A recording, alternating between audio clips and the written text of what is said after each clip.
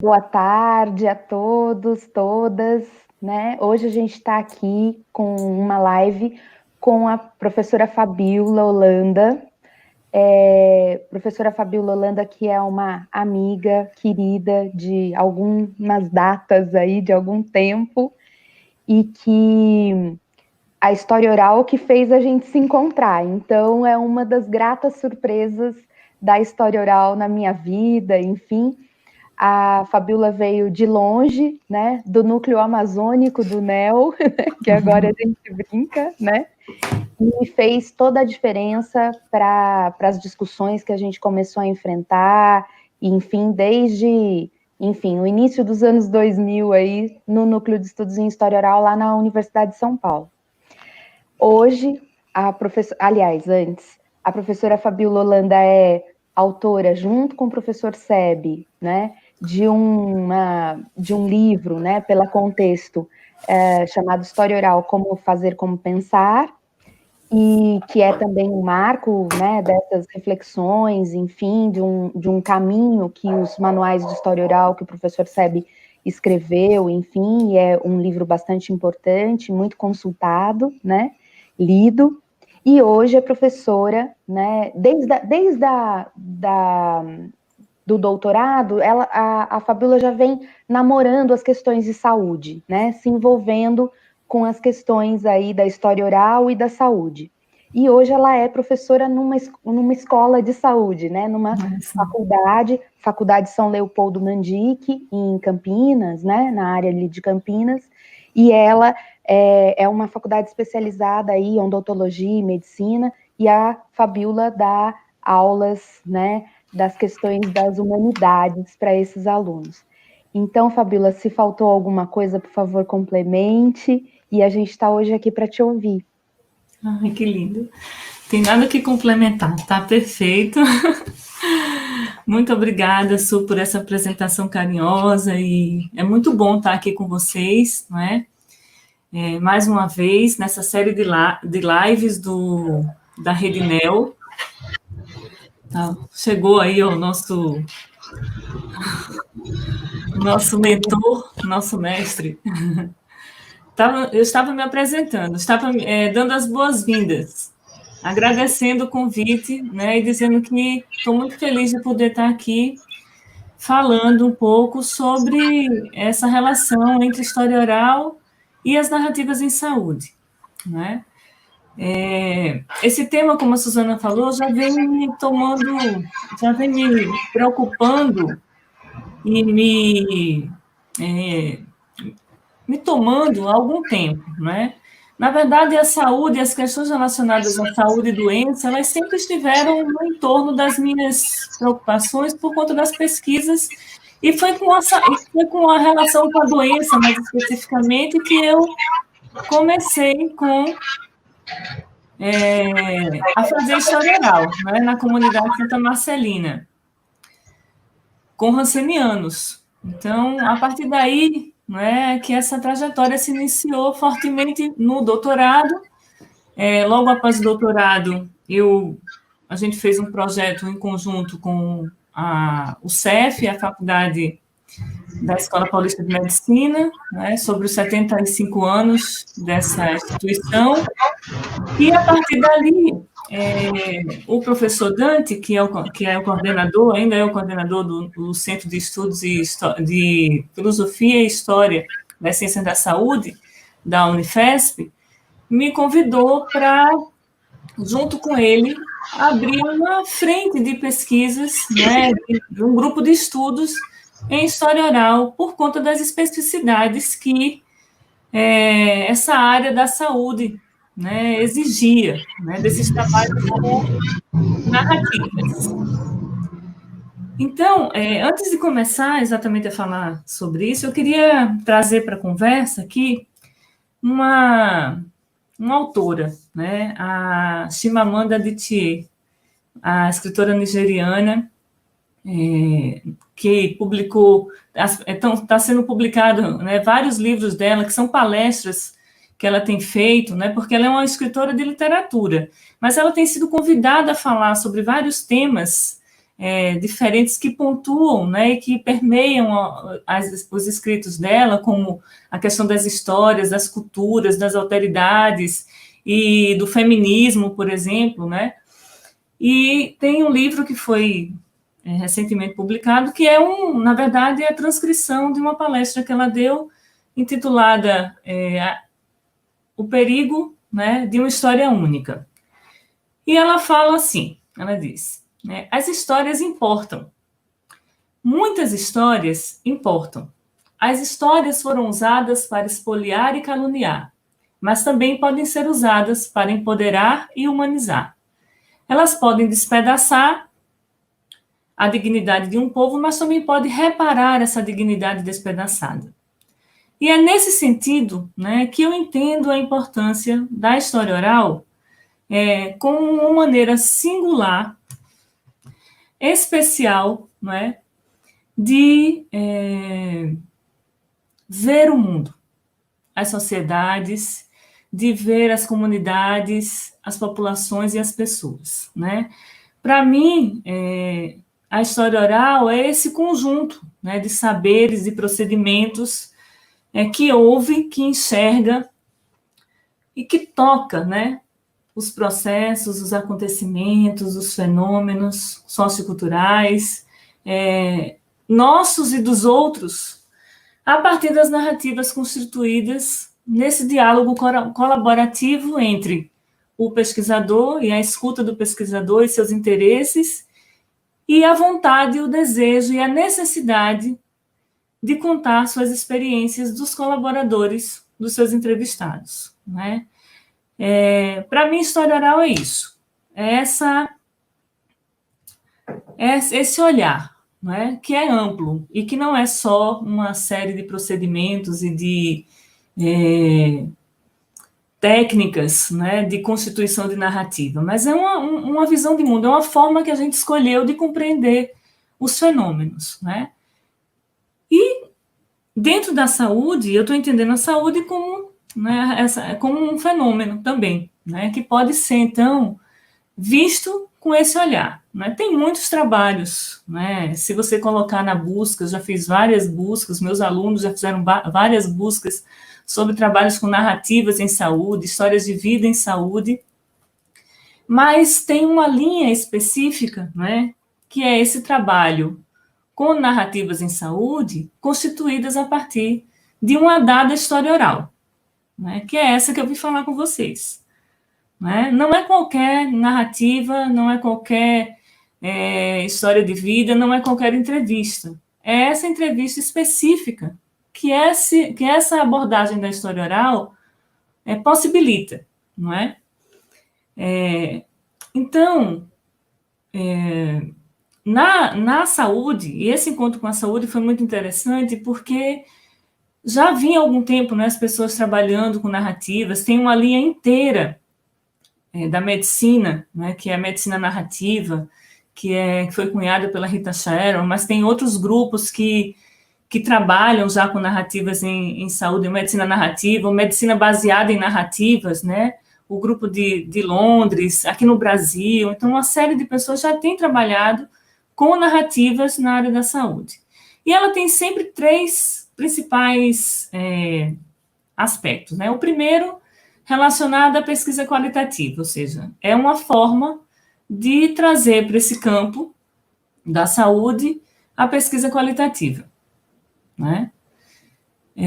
Ela também pode ser tratada, né, usada e pode ser vista também nesses processos de formação dos cursos de medicina, dos novos cursos de medicina, dos novos programas de medicina, né, dos cursos da área da saúde. Eu estou falando de medicina e odontologia especificamente porque é nos cursos que eu estou.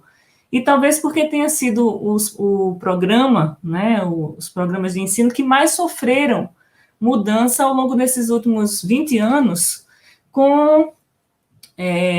por conta justamente dessa necessidade de qualificar os profissionais para atender o Sistema Único de Saúde, o SUS, né, que é um outro olhar, uma outra visão da saúde, uma outra perspectiva relacionada ao cuidado. Então, houve uma ampliação do conceito de saúde e também houve uma necessidade de formar profissionais que tivessem essa visão. Né? Então, os cursos foram se modificando, né? E as entradas e as necessidades de se trabalhar, né, com metodologias ativas, com processos humanizadores, né, desses estudantes, a narrativa, então, ela é uma via muito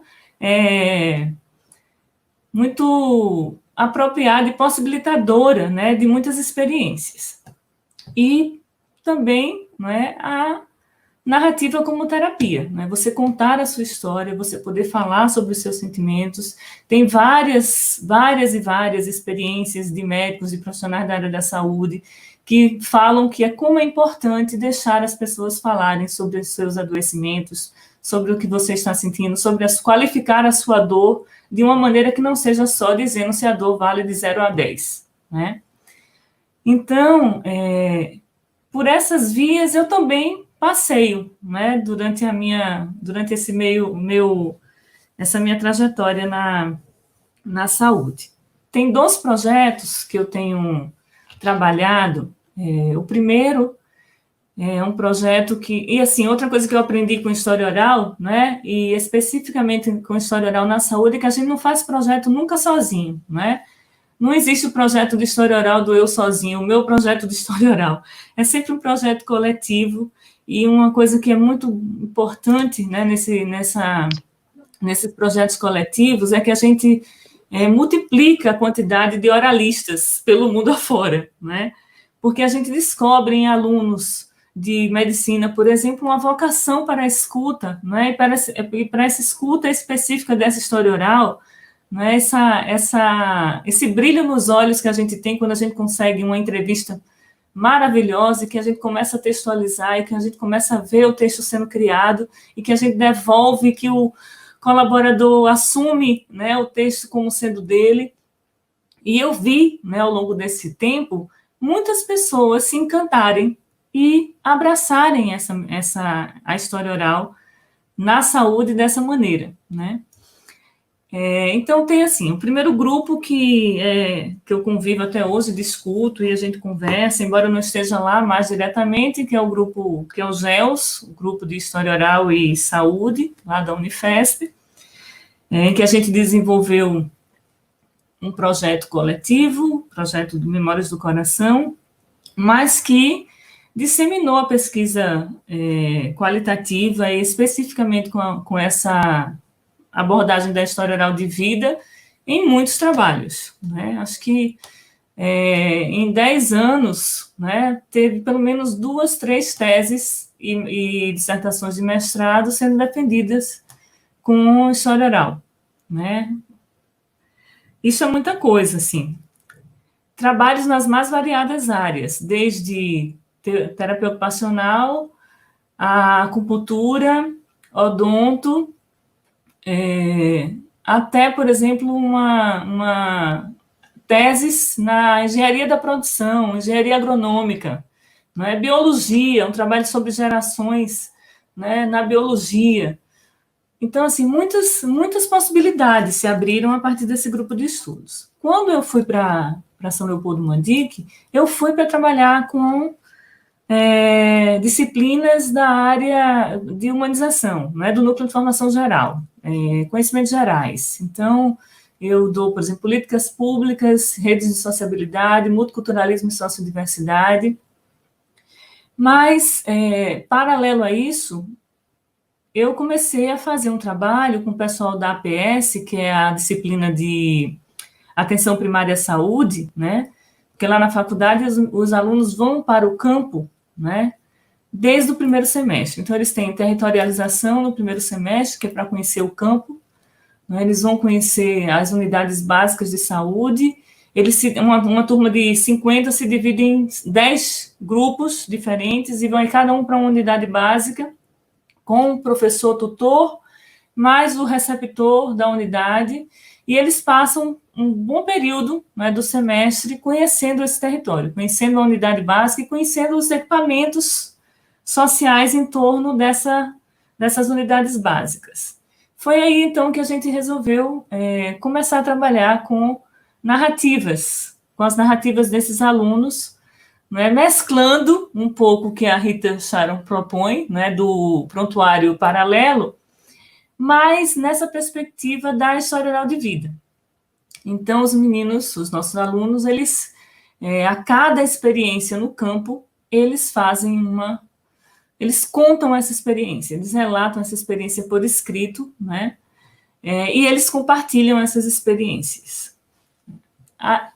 E aí o projeto nasce dessa experiência específica. A partir dessa experiência, a gente fez um projeto coletivo com todos os professores da APS, em que a gente, a partir das narrativas, e aí sim a gente iria formar uma rede, né, de entrevistados, a partir dessas narrativas que eles escreviam, a gente montou redes e foi fazer, então, as entrevistas de história oral de vida, né, com esses alunos, para saber deles, né, qual a importância, primeiro, do campo, e depois dessa experiência de contar as suas experiências no campo, ou seja, o que é que impacta, o que é que afeta, é bom, não é bom, o que é que eles aprenderam, o que é que eles encontraram, se eles se sentiram diferentes, se eles se modificaram a partir dessa experiência significativa tanto do campo de estágio quanto, né, da experiência de contar sobre essas experiências, né? Então, a gente está considerando que as entrevistas, né, os momentos de entrevista, eles são experiências significativas, né, como nos conta o La Roça, que agora eu estou lendo assim e me apropriando muito das suas falas e das suas visões sobre educação, né, dessa experiência significativa, né, porque eles param para pensar sobre essas questões. E no curso de medicina ninguém para pensar em nada, né? As pessoas vão sendo treinadas para uma profissão. E está sendo uma experiência muito encantadora, né, de ouvir os alunos e ver o quanto isso tem sido importante na formação deles. E um outro projeto que nasceu o ano passado, que também é um projeto de história oral de memória, né, de pessoas que participam de um projeto de extensão da faculdade, que se chama Barco da Saúde, que leva para as populações da Amazônia, especificamente, um barco com profissionais da área da saúde e faz atendimento remoto em áreas que não são tocadas, onde o braço do Estado, por exemplo, não chega, onde a situação é super precária, e eles vão todo meio do ano. É um projeto dos alunos que foi assumido, né, em parte pela instituição, mas é um projeto deles. Eles que organizam, eles que selecionam as pessoas, eles que vão atrás do financiamento. É um projeto absolutamente que nasceu de dentro do corpo estudantil e se mantém com eles. E aí a gente começou a fazer pensou que seria importante fazer o registro das experiências dessas pessoas que passam pelo Barco da Saúde. E a gente está no segundo ano da pesquisa, já entrevistamos a primeira expedição, o pessoal da primeira expedição, da segunda, e estamos indo para a terceira expedição. E a ideia é que a gente crie um banco de histórias de vida. E, por falar nisso, né, e já que o professor está aqui, esse é um tema que tem sido muito caro a ele nesses últimos tempos, ele tem falado e tem tocado nessas questões. Eu quero que ele me ajude aqui nessa conversa, né, que ele possa falar um pouco do sentido dessas recolhas, né, dessas histórias, ou seja, que, na verdade, embora a gente tenha essa ansiedade, né, por fazer os registros, por acabar por ouvir as pessoas, a gente, aliás, era uma coisa que ele sempre falou, né, que a gente não tem que sair entrevistando as pessoas com o gravador na mão, ou porque elas estão idosas, ou porque o mundo vai se acabar, ou porque você tem que ter um projeto para fazer isso, porque essas pessoas precisam querer falar, então essas coisas estão alinhadas, e ele tem falado disso, né, então eu queria que ele falasse um pouco disso, que ele falasse um pouco sobre essas ideias que ele tem tido ultimamente e tem mobilizado, né, ele sobre essas questões. Então, é um banco, eu não gosto do nome ainda, eu ainda tenho que pensar, a gente precisa pensar no como que seria esse outro nome. Depositário é horrível também, mas, na verdade, é um espaço onde a gente tem para fazer a devolução pública dessas narrativas, né? É um lugar que a gente vai concentrar essas narrativas para as pessoas terem acesso, para as pessoas poderem ler essas pessoas, porque nem sempre a gente consegue publicar livros de história oral, né? Com todas as narrativas, com todos os colaboradores. A gente tem sempre que fazer algumas concessões editoriais para poder publicar, né? Mas precisa estar em algum lugar, ou seja, ela precisa estar em algum lugar. E é nesse sentido que a gente também quer fazer esse lugar, né, de memória do Barco da Saúde. E a gente tem tido o engajamento dos alunos, eles têm se apaixonado, porque é muito difícil, vocês não sabem, mas é difícil você trazer para um projeto, né, que não tem diretamente nada a ver com a medicina hard, ou seja, não é um projeto, né, específico da cardiologia, né, não está tratando com nenhuma doença especificamente, alunos que queiram, né, abraçar esses projetos. Ainda mais tendo que fazer entrevista, e quem faz história oral sabe que tem que fazer entrevista, tem que transcrever, tem que textualizar, tem que transcriar, e não é uma nem duas, não é? São redes de entrevistas. E isso é um trabalho árduo que não é o trabalho para a gente que é da história, para as pessoas que estão nessa linha das narrativas, né? Isso é algo que a gente maneja até, e é tão difícil, né? Não é uma coisa fácil. Você avalia para um grupo que não tinha isso no seu horizonte. E aí a gente descobre gratamente o quanto tem de oralista vocacionado nesses cursos. E outra coisa que é muito boa em trabalhar com história oral na saúde é que, por exemplo, a gente não tem os impedimentos acadêmicos, os preconceitos, na verdade, historiográficos de outros cursos, né? Eles acatam a transcriação. É mais difícil explicar para eles que a gente precisa que o colaborador apareça, ou seja, que ele não seja um número, do que a gente precisar explicar o que é transcriação, por exemplo. Né? É óbvio que tem que transcriar, certo? É óbvio que a gente tem que deixar o texto pronto para ser lido. Não é? E é óbvio que tem que ser em colaboração, e é óbvio que tem que voltar para o colaborador dizer que aquele é o texto dele, e assinar e, então, autorizar a publicização daquilo. É óbvio. Né? Então, assim, é muito bom fazer, por um lado, tá nesse lugar, por um lado. Né? E é isso.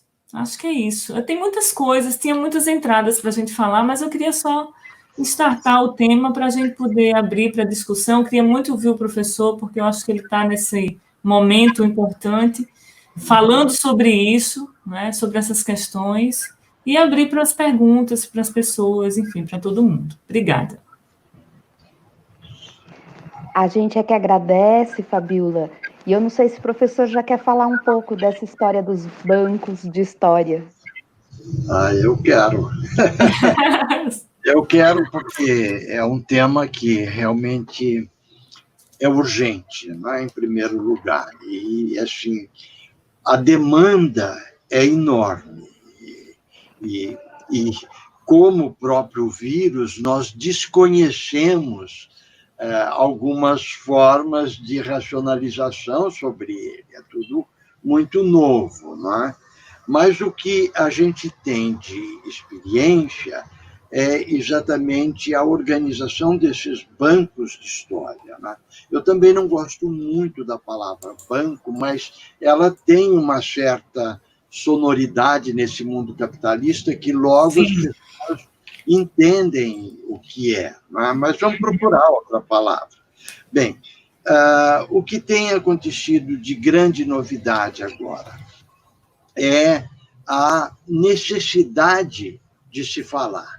Isso é uma coisa incrível, porque as pessoas querem contar e o número de projetos que estão em andamento em todas as áreas, e eu acho que todos são válidos, ainda que a gente esteja fabricando um modo de fazer isto. Já está gravado uma entrevista sobre isso, está sendo editada, porque, evidentemente, todo mundo que me conhece sabe como eu sou com máquinas, e deve estar pronto até o final dessa semana, e eu já vou pôr no ar. O que acontece? As pessoas querem falar e falam, e nós realmente temos que ouvir.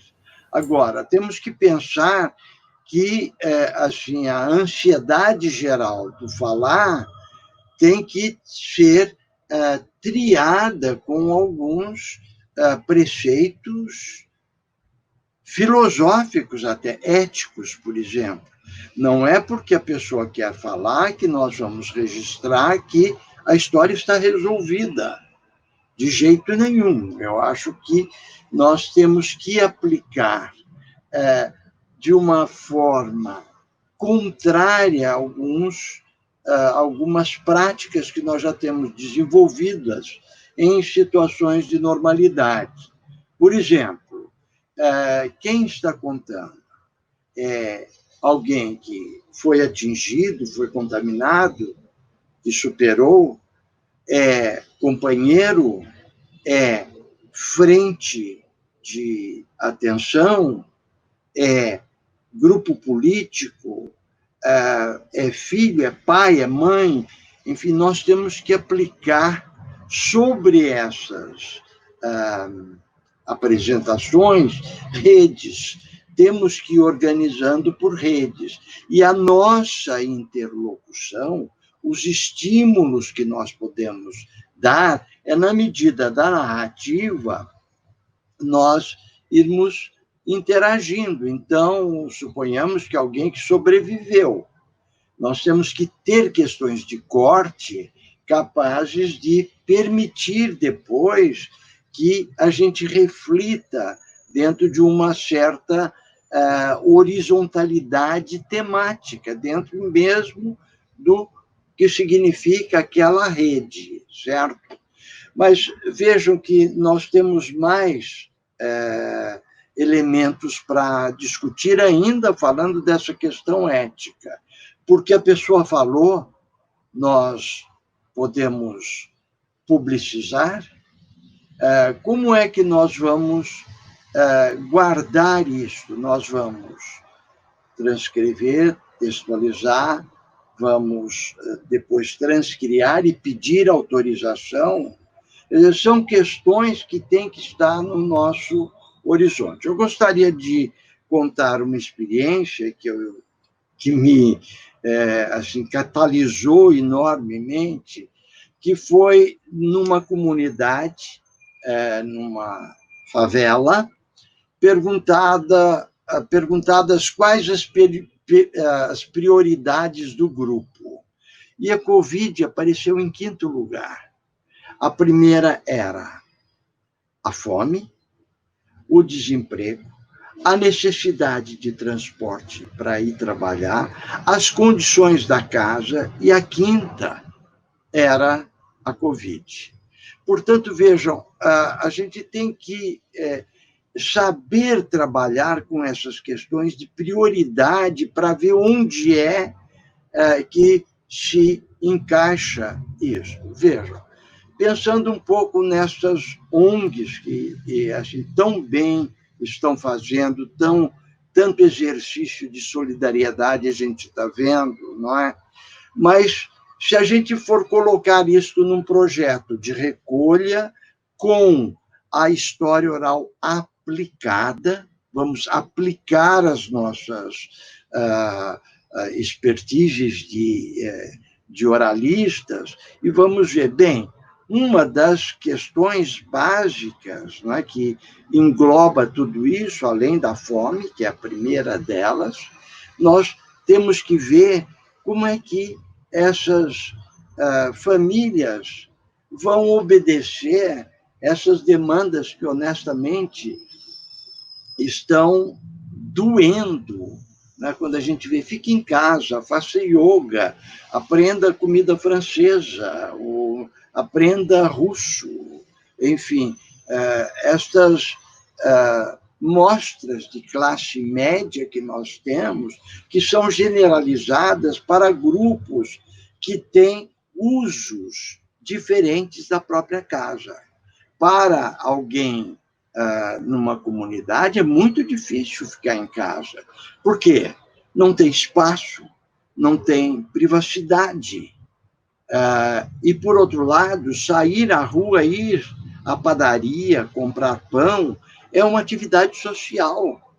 Ou ir ao botequim, ou ir à igreja, certo? Então, são usos diferenciados, e só para mostrar o que resultaria num projeto de história oral aplicada, aí nós teríamos, então, condições de pensar, bem, o Estado poderia, uma das chamadas, eu tenho combatido muito essa expressão, políticas públicas, seria o Estado liberar o acesso de sinais eletrônicos, certo? E essas ONGs que tanto estão ajudando, enfrentando basicamente uma das questões, que é a fome, que é fundamental, é realmente a prioridade, mas possibilitando que, com acesso livre de sinais eletrônicos, de Wi-Fi, seria possível, dentro da casa, as famílias, por exemplo, tentar fazer com que os filhos tenham acesso às aulas para o Enem.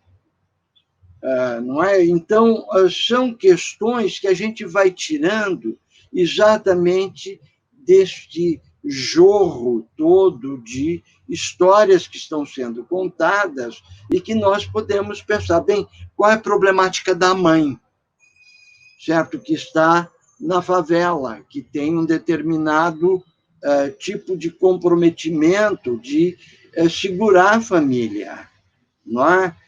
Como é que nós podemos pensar, então, nas crianças se alfabetizando, não é? Por computadores, por uma... Nós temos que ver que essas histórias de quem, como, quando, por quê e, sobretudo, para quem nós estamos colhendo. Eu comecei essa fala apelando para a questão ética. Não é? Nós não podemos, de jeito nenhum, confundir história oral, bancos de história com depósito. Nós temos que respeitar este impulso. E vamos aproveitar, olha, nós temos realmente que transcrever isso, vamos dar esse tempo. Nós não somos jornalistas, nós precisamos desse tempo de reflexão para devolver à pessoa, olha, você quer que isso seja contado? Assim, a gente tem ouvido muito, e eu acho que ontem eu ouvi uma história, a Andréia contou, de alguém que expôs a sua trajetória e não queria depois que isso viesse a público. Isso é ótimo, certo? Nós não vamos, realmente, nós não somos jornalistas. Tem que ficar muito claro, o nosso trabalho é um trabalho de reflexão que tem que aproveitar esta circunstância toda para que, em primeiro lugar, não é? Mais do que a atenção às pessoas que estão, enfim, na frente, fazendo todo o trabalho de atendimento, nós temos que pensar bem o que a história oral pode acrescentar nesta reflexão toda. Porque é novo, nós nunca passamos por isso, né? Todo mundo conhece alguns projetos sobre AIDS, mas o projeto sobre AIDS não é um projeto concomitante, onde tudo acontece ao mesmo tempo. As pessoas... Então, é possível até que a gente faça recolhas de uma outra forma, mas não podemos deixar de de apresentar agora, e é esse o meu esforço, de ver como é que o NEL pode se posicionar nisso, certo? Que canais nós podemos abrir? Para que nós estamos fazendo isto? E a primeira ordem é essa: vamos organizar por redes. Em cada rede, vamos ter uma pergunta de corte que nos estimule a conversar, a dialogar, a colaborar com a narrativa, certo? Sempre pensando que nós vamos ter uma devolução, somos é nosso compromisso, todo mundo que trabalha com o NEL sabe, nós temos que publicar, nós temos que devolver, nós temos que apresentar algumas coisas, não é? E, enfim, que venham a contribuir, não é só amontoar. Bem, eu tenho muita coisa para falar, mas eu devo deixar para outras pessoas também. E a gente vai ter, estamos marcados para o dia 16, é isso? 30, às 16 horas.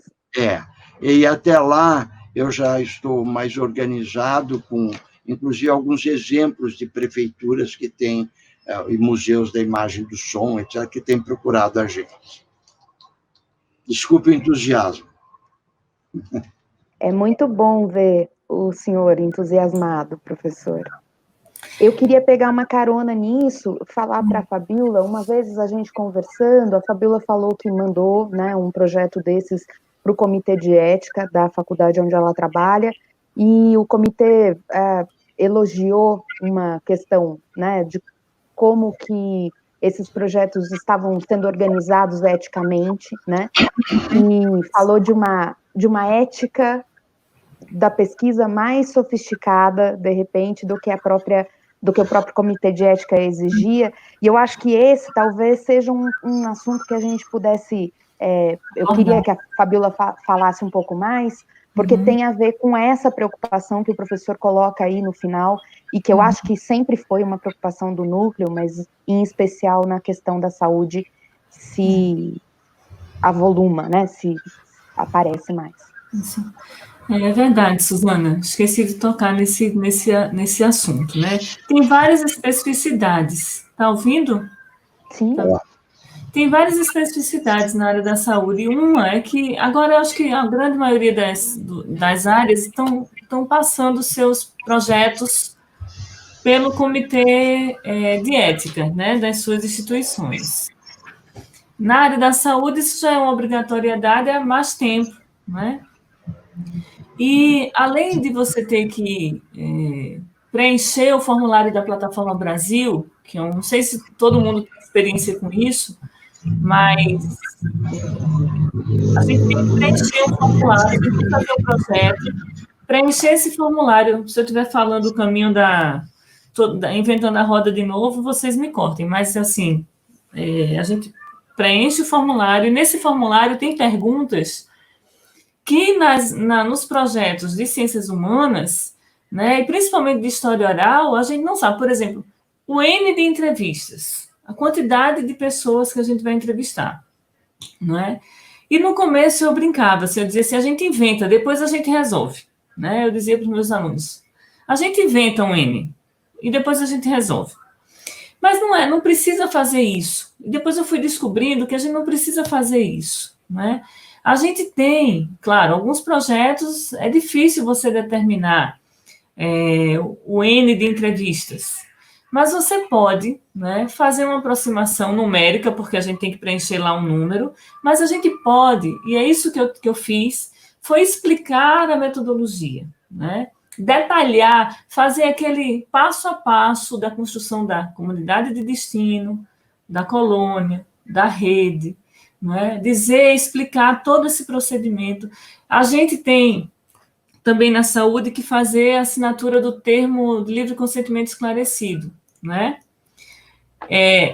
Com esse termo, você pode fazer o que você quiser, assim, com as entrevistas. E foi isso que eles falaram, foi nesse sentido que eles falaram, Suzana, quando a gente apresentou a carta de cessão, complementando o termo. Então, o que é que a gente faz?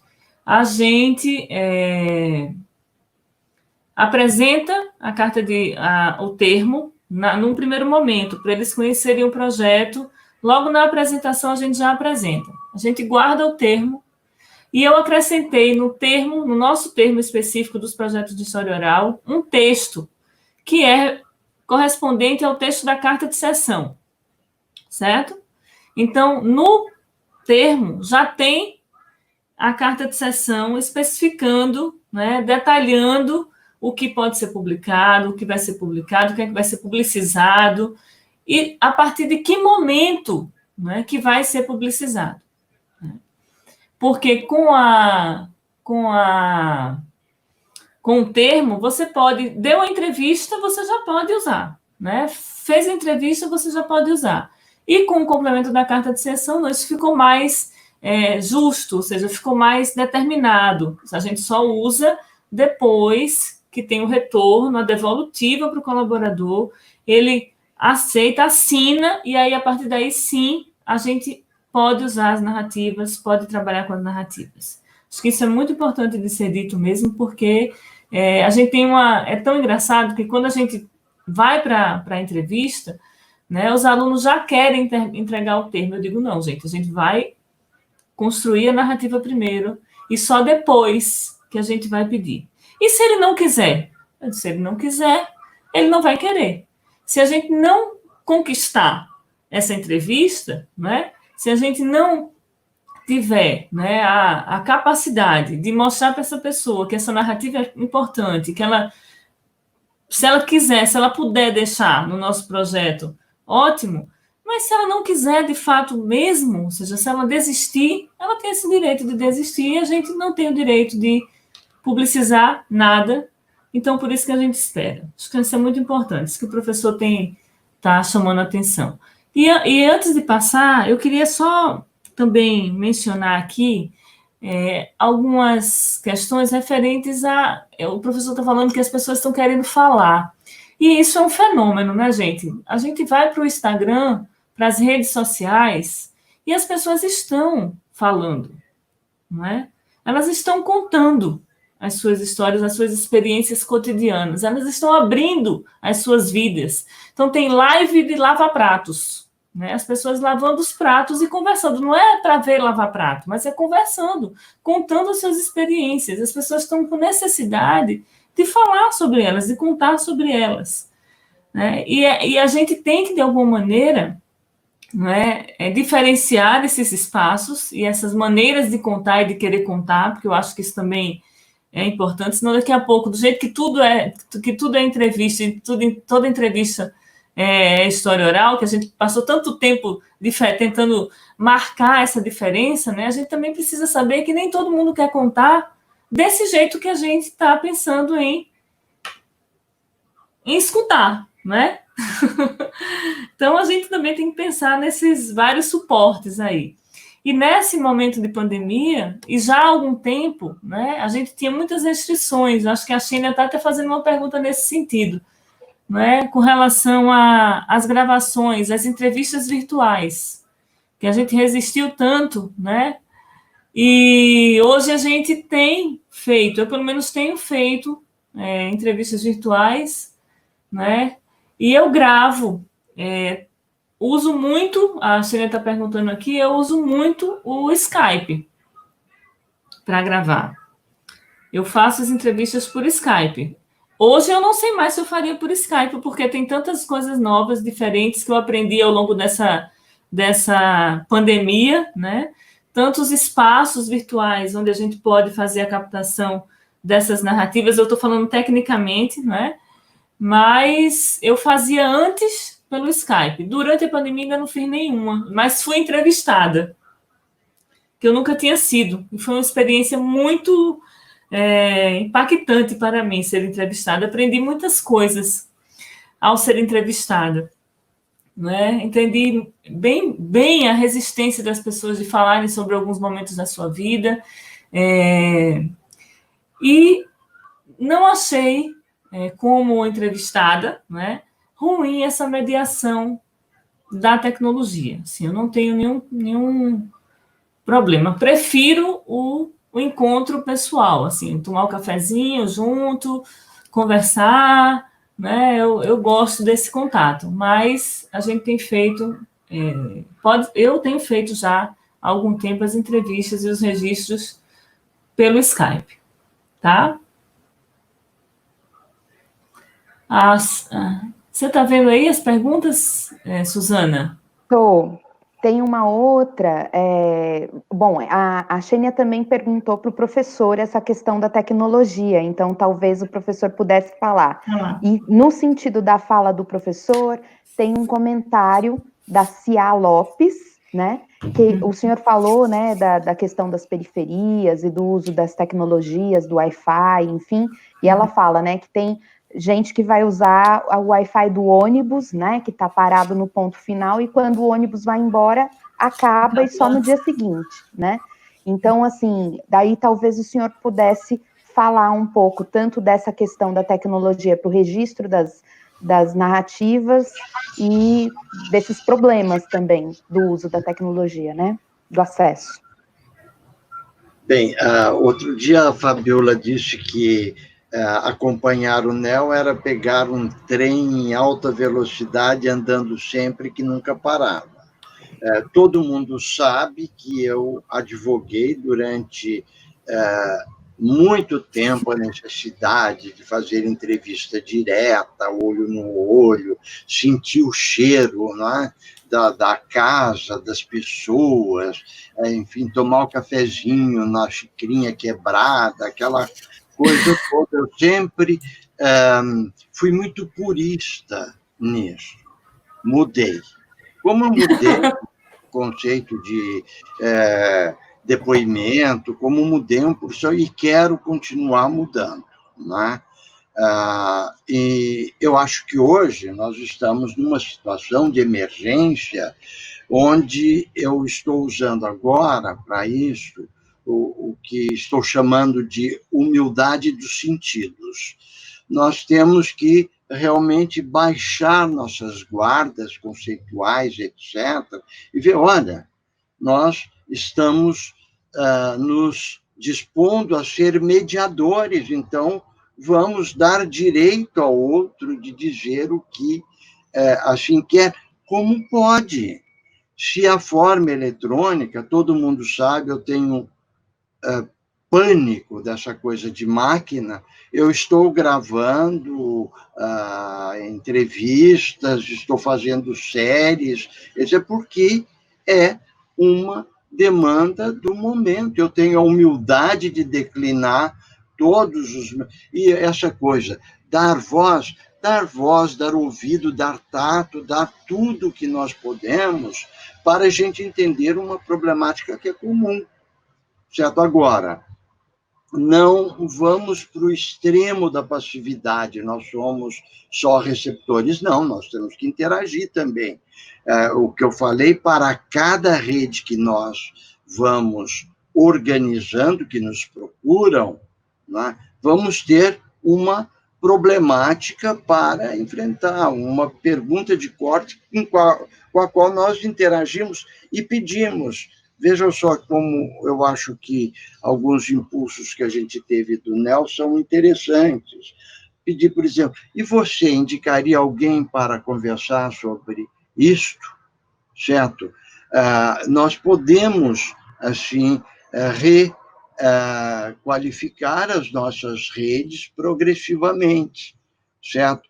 E procurar sempre entender a ânsia nossa discutir a Covid, mas para muita gente há algumas outras situações que levam a discutir a Covid de uma forma diferente, certo?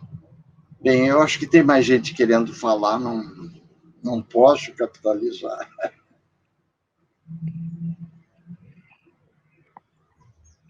A gente, bom, agradece muito ao professor e, claro, à Fabiola. Eu não sei, aqui do chat, acho que foram essas as perguntas. Não sei se a Andréia, que entrou agora, quer fazer alguma pergunta, ou se a Marcela, que está nos acompanhando, né, quer fazer alguma questão. Marcela quer, então fale, Mar.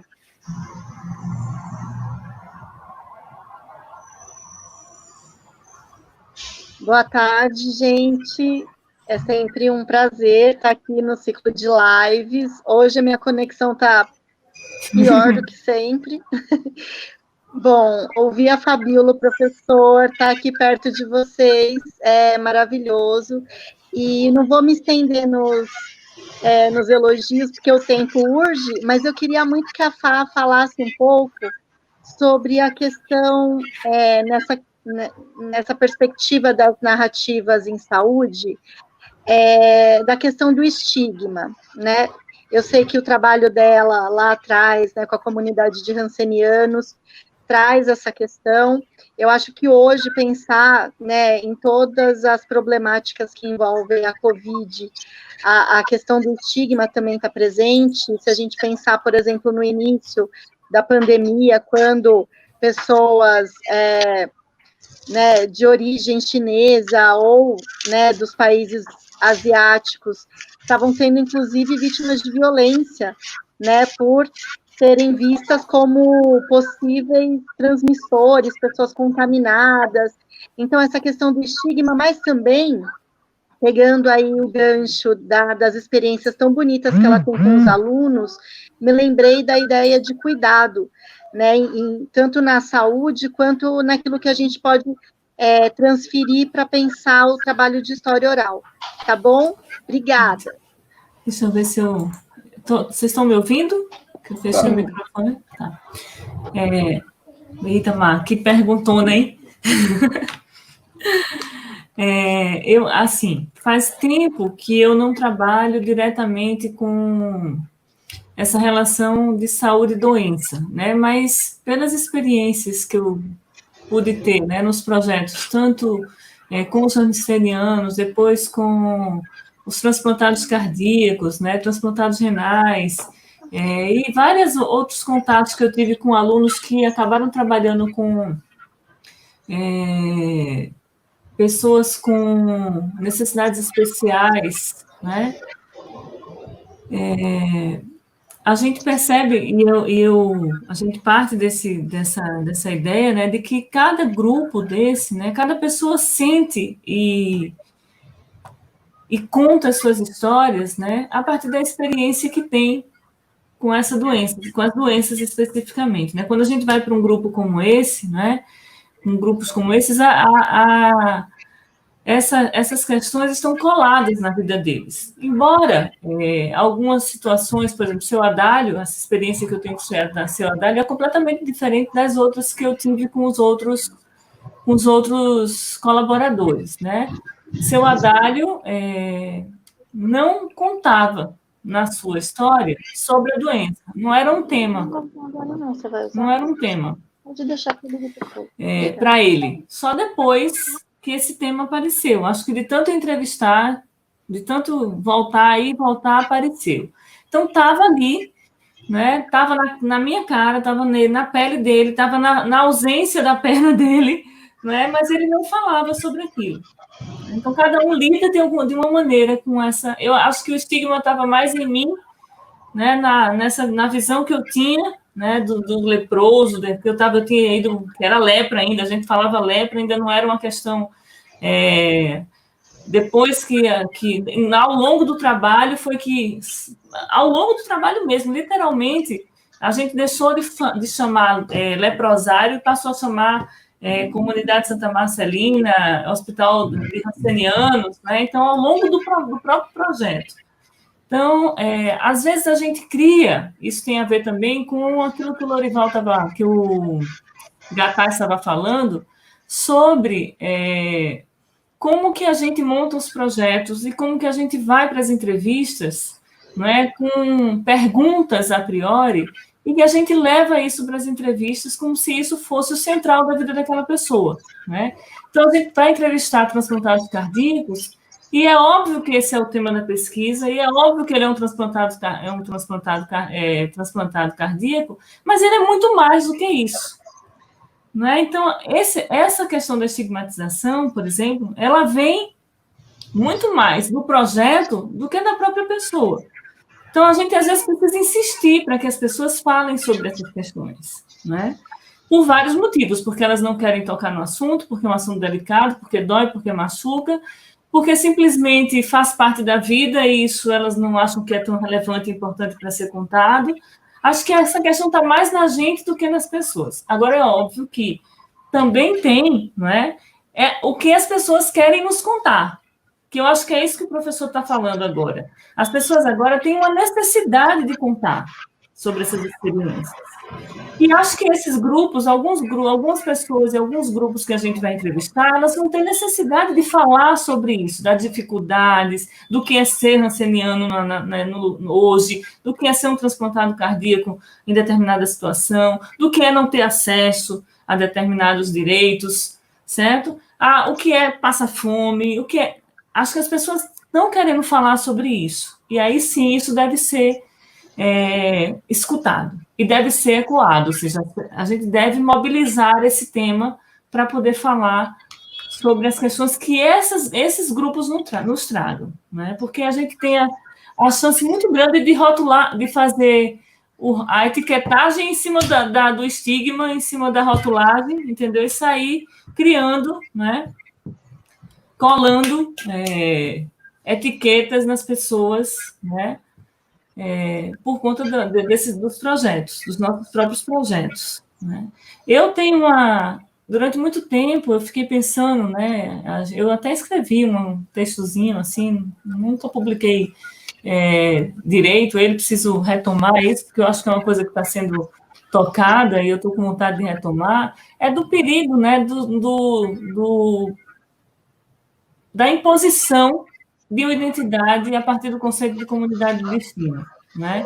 Da gente impor, né, ao grupo, a partir da pergunta de corte, né, de questões que tragam unidade. Esses dias eu tomei um susto.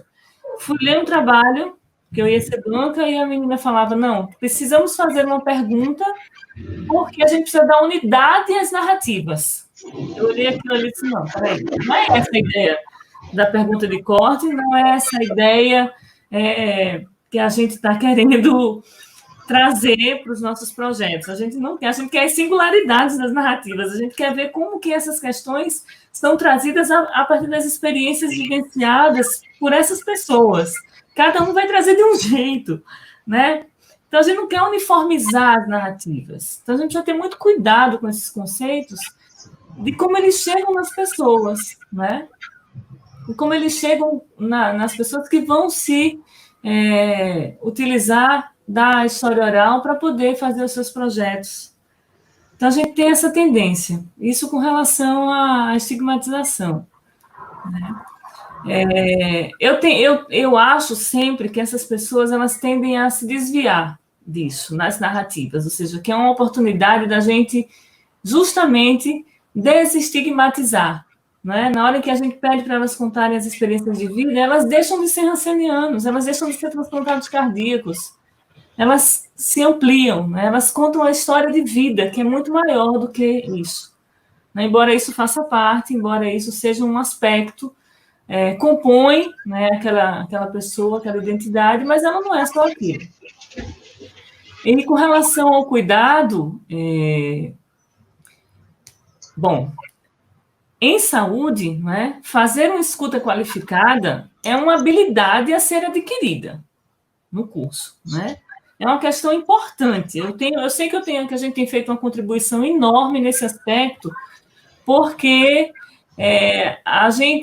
eles treinam as habilidades, né, de lavagem de mão. Estou sendo simplista, tá? Assim, fazem uma boa lavagem de mão, uma boa punção, enfim, todos esses procedimentos da área técnica, e a gente está tentando, né, de alguma maneira, fazer com que eles eduquem os seus ouvidos, né, para que eles façam uma escuta de cuidado. Tem uma médica chamada... Ai, Jesus, já sumiu o nome da... Daqui a pouco eu me lembro. Ela é médica de família e comunidade, ela tem vários textos, ela vive nas redes sociais, a Júlia. E ela é uma escutadora, né? Ela é uma médica de família escutadora. E ela conta uma história de que ela está no consultório dela na UBS, lotado, né? E ela vai fazer um atendimento entre uma senhora com muita dor no ombro, ela já tinha sido atendida, já tinha passado por ela, né? E a dor do ombro continuava, e essa senhora entrou no consultório e ela olhou para ela, assim, quase desabando, e disse: bom, cheguei, né? Vamos lá. E ela disse que tinha se preparado toda, né, para poder fazer uma boa anamnese, né? Tinha se preparado tecnicamente para cuidar daquela senhora. E quando aquela senhora apareceu, ela viu que tudo aquilo que ela tinha se preparado não ia adiantar de nada, né? Uma tristeza no olhar que ela percebeu, né? E que ela então saiu do local dela, foi para frente da mesa, olhou para a Dona Maria e fez a seguinte pergunta: Dona Maria, o que é que a senhora está carregando nesses ombros? Né? Essa não é uma pergunta que o médico faça, né? O médico pergunta, né? Está doendo aonde? Ah, aqui. Dói, quanto que está doendo? De 0 a 10. Né? Isso é o que se aprende. Tem um manual assim, de perguntas sobre dor. São 7 perguntas que você tem que fazer sobre dor.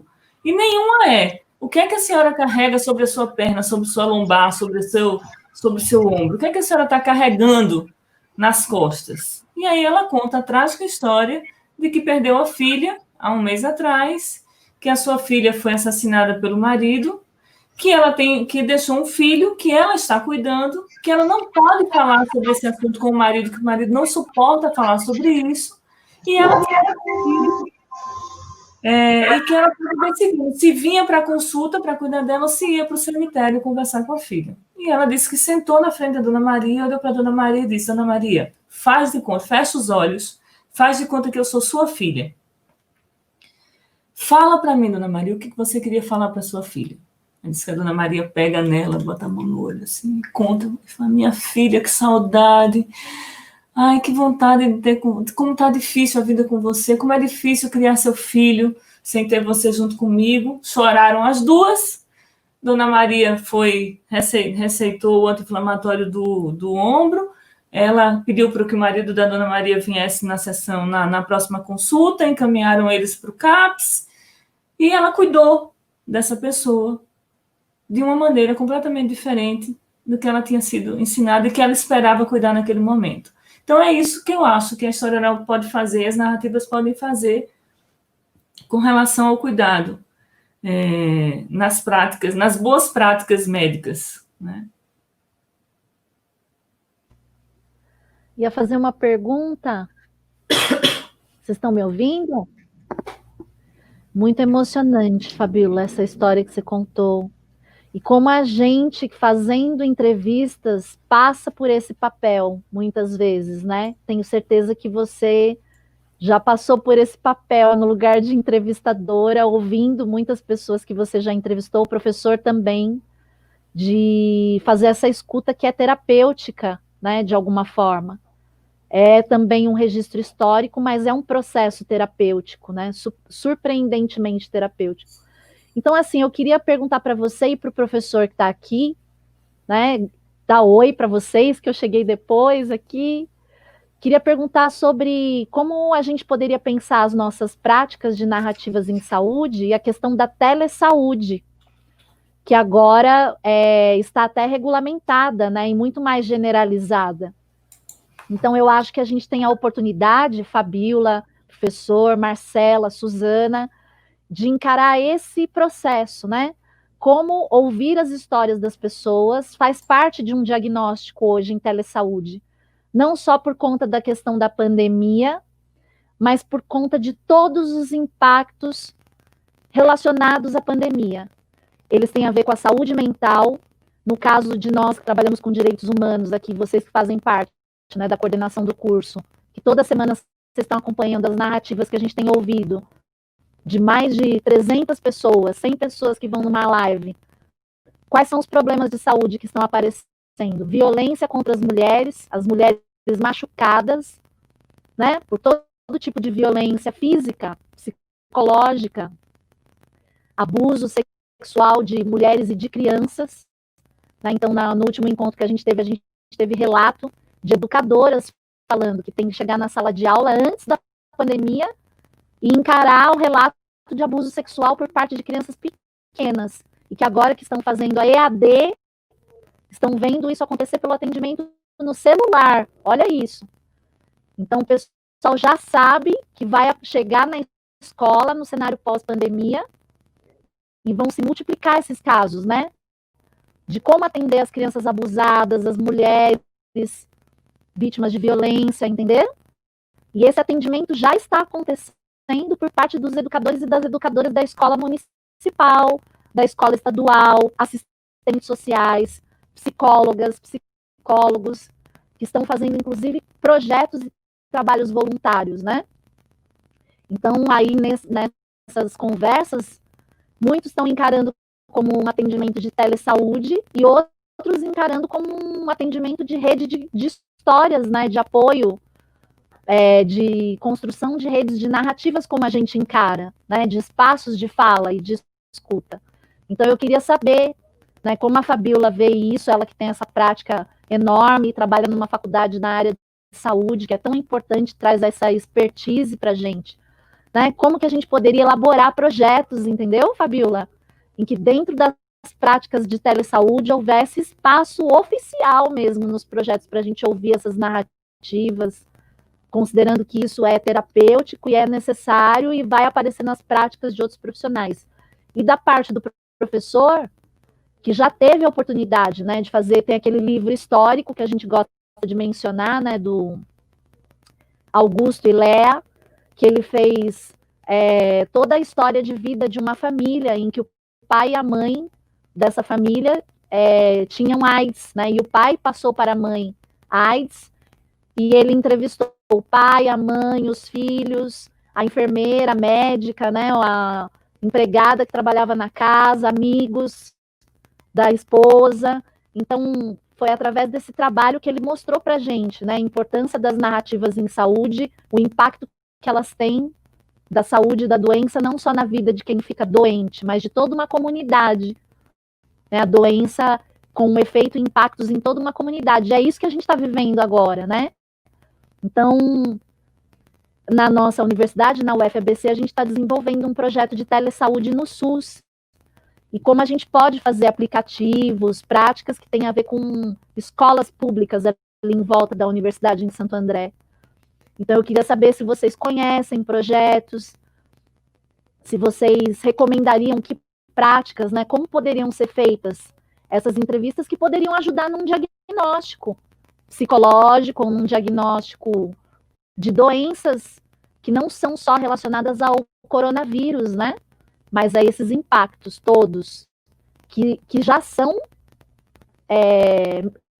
medidos atualmente e que vão se multiplicar depois que a gente terminar o processo de quarentena, e que vão aparecer as pessoas querendo falar em todos os lugares, né? Na escola, aqui pelo Skype, pelo Google Meet. O que vocês propõem? O que vocês acham de como a história oral, né, a história audiovisual, a história digital, a história pública e comunitária pode contribuir com projetos, com esses processos que tem toda essa questão ética, né? De serem narrativas que muitas vezes não poderão ser públicas, que têm uma função dentro de um processo de encaminhamento de pessoas para determinados atendimentos.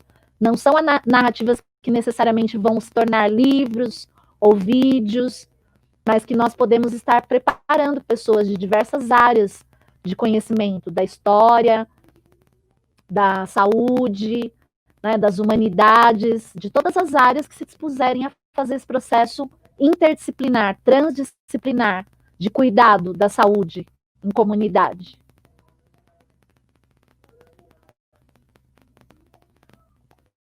Um compromisso que já está agendado, e certamente a Fabíola responde tudo com toda...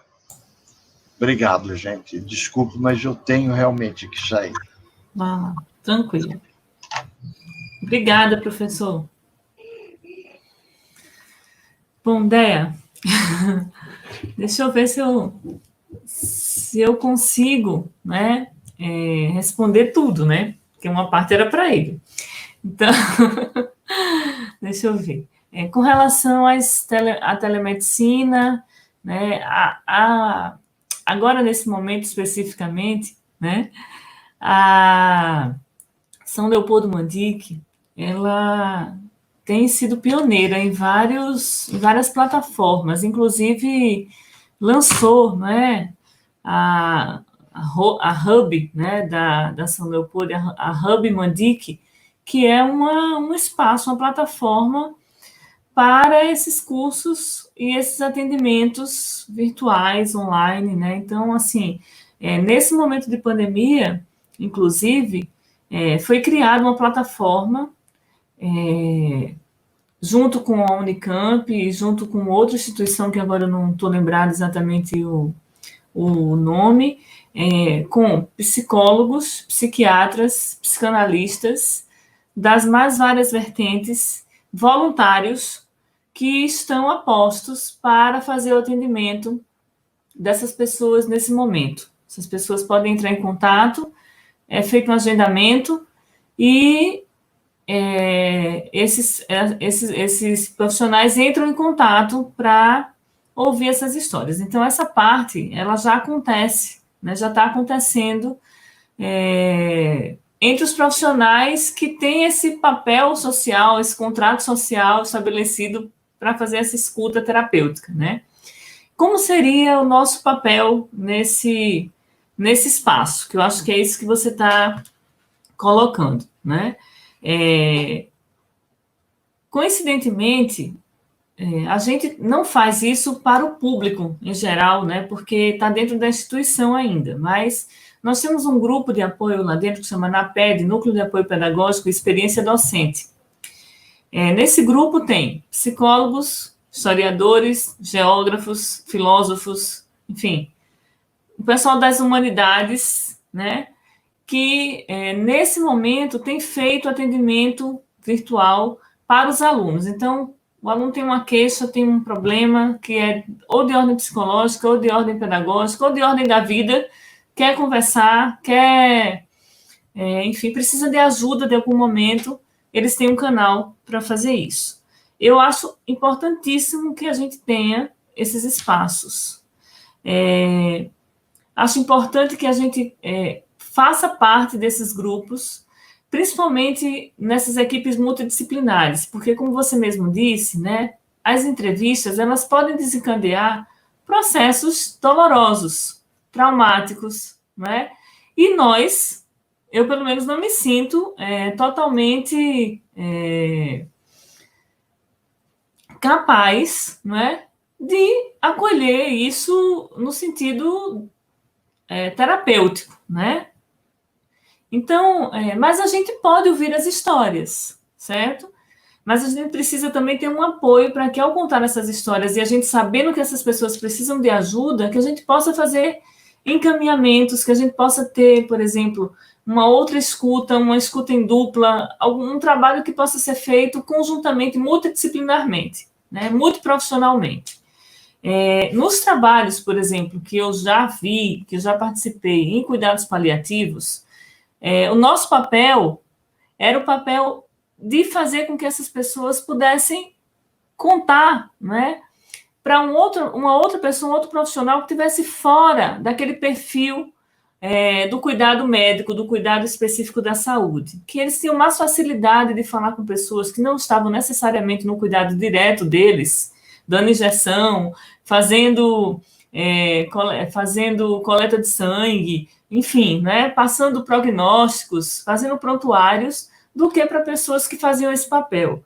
Então, quando a gente entrava na equipe para fazer a recolha das histórias, era nesse sentido, de ser um rosto, uma pessoa, fora desse cenário, que estava ali para escutá-lo, para ouvir as suas histórias.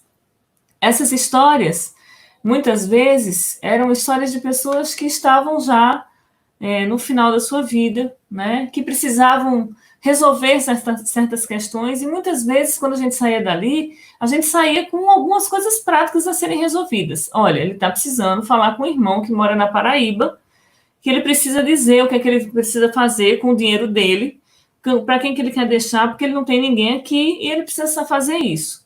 E a equipe ia, entrava em contato com o irmão da Paraíba, juntava esses irmãos, dava um jeito, e esse homem, em 2, 3 dias, né, já tinha cumprido o que ele precisava cumprir, já fez o que tinha que fazer, estava se sentindo... É uma ajuda, né, importante, é um processo, é um momento importante da vida da pessoa, e que a pessoa não tem apoio nenhum, não tem ninguém, né? Então, a gente também pode estar nesses espaços, nesses lugares. Agora, sempre apoiados, né, por profissionais das áreas específicas. Então, tem que ter por um psicólogo, um psicanalista, um psiquiatra, alguém que possa acolher, né, profissionalmente essas dores, porque a gente pode ter situações em que a pessoa não consiga, né, dar continuidade, que ela realmente quebre naquele momento, e a gente não vai ser capaz de reconstituir aquilo, nem de tomar as providências necessárias, né, para cuidar dessa pessoa, fisicamente, eu estou falando, mental e fisicamente. Então, acho possível, acho importante, acho que somos necessários nesse processo, porque a gente tem um jeito diferente de fazer as entrevistas, de se colocar diante do outro, né, acho que isso é importante. E a gente pode também fazer esse processo formativo, que também é bastante importante, né? Ensinar, conversar, fazer junto com os alunos para que eles constituam essas habilidades, né? De escutar os seus pacientes, de escutar os seus colegas, né? De ouvir a equipe, né? De cuidar um do outro, nesse sentido. E a outra pergunta que tu fez foi com relação a... Eu respondi, não?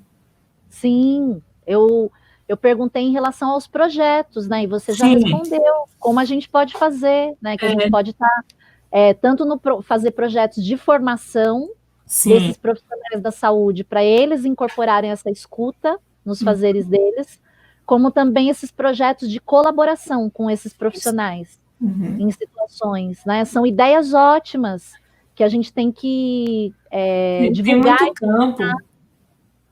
Tem muito campo, muito campo. Necessário, né? Tem muito necessário.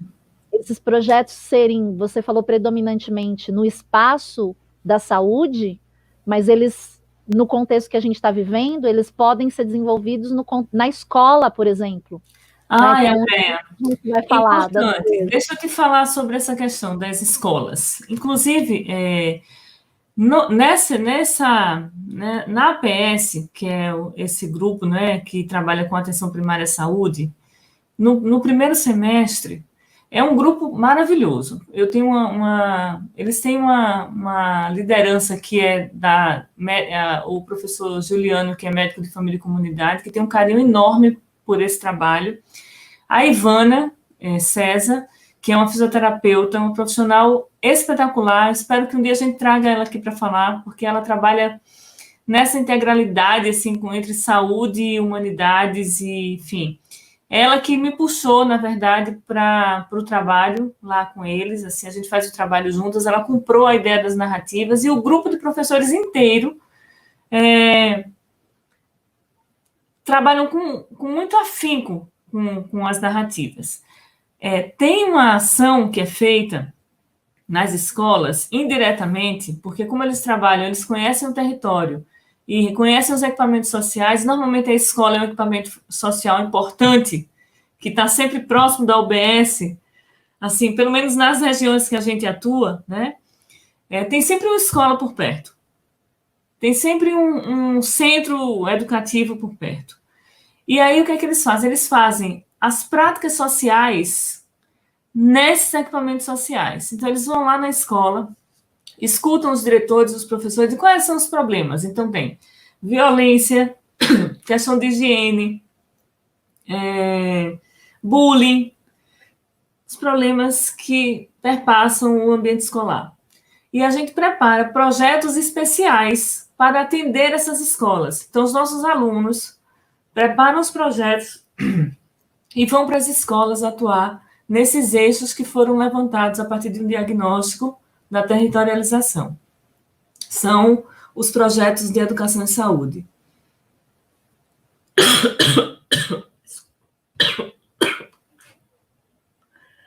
Não é Covid, não. Projetos de saúde preventiva, né? Tá precisando tomar uma aguinha. Falou bastante. Eu esqueci minha garrafa, exatamente. Então, mas muito importante isso que você falou, de educação e saúde, que na prática funciona como saúde preventiva. Isso, né? Com certeza, exatamente, com certeza. E a gente também pode estar nesses projetos, a gente pode atuar dessa maneira, né?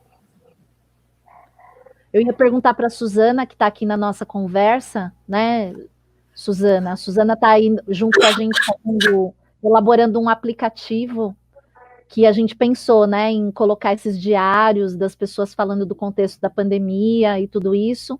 Então, e ela que tem experiência em outros projetos, né, e que orienta muitas pessoas também, que tem a ver com esses temas de saúde, de cura, da narrativa e da relação da gente escutar as histórias em conjunto com vários profissionais. Fala um pouquinho, Su, também, dessas experiências. Eu acho que das minhas pesquisas, enfim, a gente tem focado muito na questão da escola, né? Hoje a educação vem sendo a minha área de interface aí, né? E hoje não consigo ver possibilidades de desenvolvimento social e comunitário que não seja, assim, que não tenha a escola como um sujeito, né, disso. E daí o que a gente vê é essa questão mesmo, né, de que a necessidade de se ter esses grupos, né, essas equipes multidisciplinares aí, né, para que realmente, né, as pessoas, né, a comunidade escolar, enfim, receba uma atenção, né, que ela merece e que ela precisa, né. A gente vê que as comunidades escolares, acho que num caminho que foi percorrido aí das políticas educacionais e das políticas públicas, foi sendo esvaziada a escola, né? Foi sendo pensada que a escola foi sendo carregada da complexidade do nosso mundo contemporâneo, né? Então, esses sujeitos estão hoje na escola, merecem estar e tal, mas foi esvaziada da política pública, né? Então, a gente vive uma dimensão muito complicada mesmo nas escolas públicas, né? E a gente vê essas questões da violência, do bullying, da violência sexual com as crianças, que é assustadora, né? Mas também nas periferias de violência com os alunos, né? Entre eles, mas não só, né? Entre eles e policiais, né? Outro dia, o meu marido, que dá aula numa escola, viu, por exemplo, um aluno que estava com o pulso rasgado e foi tomar ponto num posto de saúde, e no outro dia voltou com o pulso rasgado porque um policial tinha cortado os pontos dele, né? Então, assim, e daí aqui não quero também polemizar, falar que um é bonzinho, o outro é malvado, não é essa a questão, mas a gente tem como professor o convívio com essas crianças que chegam com esse tipo de demanda, né, para a gente, né?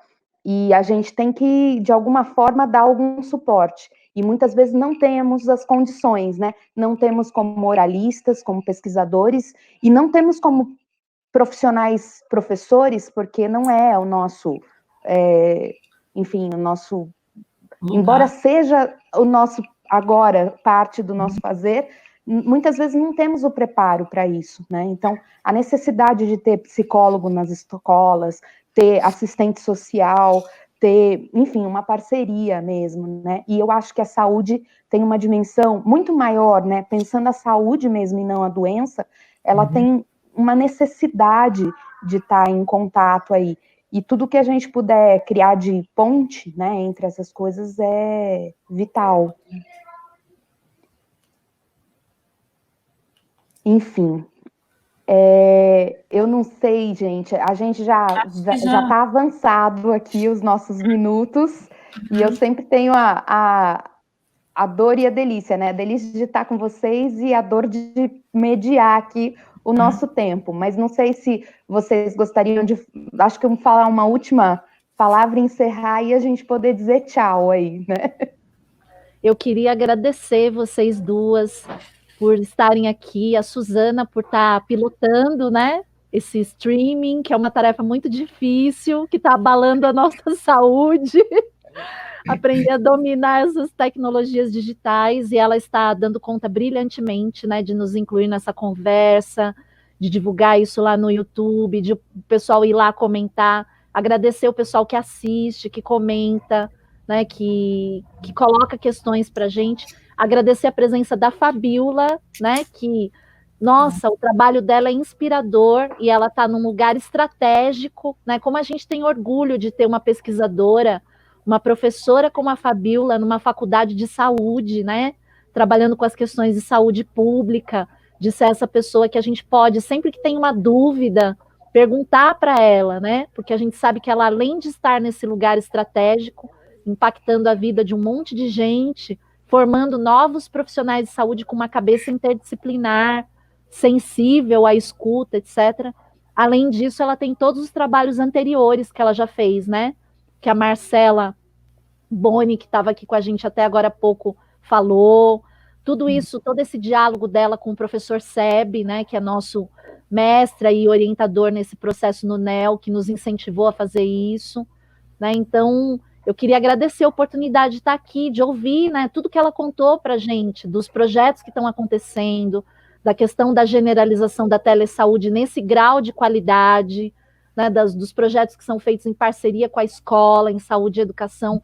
Tudo isso que ela conta para nós é alentador nesse momento, diante de tudo isso que a gente está vendo, né? De todos esses impactos da pandemia nas escolas de educação básica, na universidade, nas comunidades. Então, eu acho que a fala da Fabiola trouxe um monte de ideia para as pessoas que querem desenvolver projetos e narrativas na área de saúde, e ideias para as pessoas como nós, que não necessariamente somos da área da saúde, mas que queremos fazer trabalhos transdisciplinares, queremos aprender com os colegas, né, de áreas diferentes da nossa, queremos contribuir, e isso também é uma forma de cuidar da nossa saúde nesse momento, né? Abrir esse processo de escuta, participar desses projetos, para mim, eu sei que para as minhas amigas aqui, é uma forma de manter a nossa saúde mental, a nossa vitalidade, né, como pesquisadoras, como cientistas, como educadoras, como mulheres que estamos cumprindo o nosso papel na sociedade. Então, acho que isso é muito importante, né? A gente não se dispõe a fazer essas coisas para cuidar da saúde dos outros. Em primeiro lugar, a gente está cuidando da nossa própria saúde, da nossa sanidade, né, do sentido da nossa missão profissional, né, da nossa visão de comunidade, do que é esse momento difícil que nós estamos passando. Então, eu queria agradecer as amigas aqui por ajudar a gente a cuidar da nossa saúde, dar um monte de ideia de projetos legais para os que estamos fazendo agora e para os que teremos que fazer. Tudo que a Andrea falou é muito importante. O autocuidado é fundamental, né? Nesse momento, e estar aqui junto, de fato, é um momento muito saudável para a gente. Eu gosto muito também. Eu queria dizer também, assim, só e com esse, a gente já podemos encerrar, é que essa universidade que eu trabalho é uma universidade de acesso, né, a pessoas de uma classe muito alta, né? Uma classe A. Mas eu gostaria de dizer que fazemos um trabalho lá que, de fato, é extensionista, ou seja, eles têm uma preocupação e eles deixam os professores, né, os grupos, atuarem, né, de uma maneira que, de fato, ela é integradora, né, com as realidades, com os grupos sociais mais necessitados. Então, assim, a gente está na periferia, a gente está nos assentamentos, né? Eu trabalho em Araras e a gente atua nos assentamentos com os alunos, né? Então, eles vivenciam realidades muito diferentes da deles, que é para o aprendizado deles, mas tem uma troca, não sei quem foi que falou, foi a Márcia ontem, falou da troca, né? mas é uma troca muito, muito bacana. Assim, eles aprendem muito, eles investem bastante, eles vão para frente mesmo, desde o primeiro período, eles gostam de ir, eles pedem para ir, porque quando eles se deparam com a realidade, eles se modificam muito. Eu vi grandes mudanças nos meus alunos já. Gente que eu digo, nossa, não é possível que eu vou... E um semestre depois, estavam modificados, assim, sensibilizados com o outro, vendo o outro. Porque eu acho que a primeira coisa para determinados grupos é que essas pessoas possam enxergar o outro. Porque tirar as pessoas da invisibilidade é o primeiro passo para a gente poder fazer com que elas passem a fazer parte, né? Para que elas entrem nesse Olimpo da cidadania, que devia ser uma coisa tão natural, tão óbvia, tão dada, e que não é, que é tão difícil, que tem que ser conquistada a sangue, né? Com muita luta, né?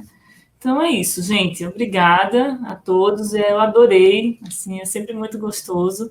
Tem tanta coisa que a gente tem que falar, né? Essas lives tem que durar 10 horas, né, Suzana? Mas não pode. A Suzana Hightech sabe tudo de live. E ela já falou que essas lives da gente tá contraproducente. Daqui a pouco a gente não vai conseguir mais ninguém. A gente vai ter que fazer novela de live. Novela de live.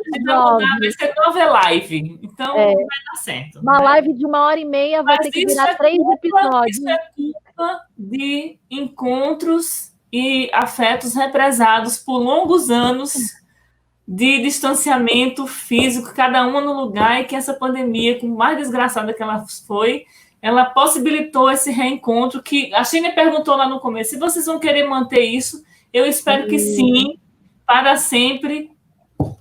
Isso aí. A gente está convivendo mais do que convivia antes. Né? A gente está se obrigando a fazer isso, e eu acho isso excelente. Entendeu? Quero continuar com essa nossa obrigação. Obrigada, gente. Obrigada a todo mundo que estava aqui com a gente. O Diógenes também estava, olha só que legal. Sim. Brenda, Vanessinha, meu amor, saudades.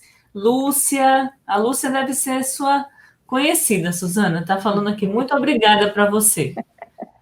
É isso aí. Muito obrigada, gente. Pessoal. Bom, eu agradeço muito a paciência de todo mundo que ficou com a gente, né? E a Fabíola, que compartilhou aqui os conhecimentos dela. E eu acho que ela encerra com essa questão aí do outro, né? E o ver o outro, a importância que isso tem para a dimensão das nossas vidas, não só como pesquisadores, mas como a gente também tem que começar a pensar que esse outro é parte do que me define também, né?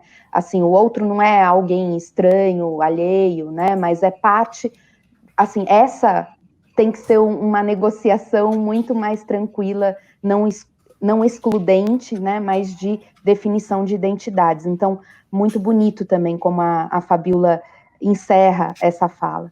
Muito obrigada, gente.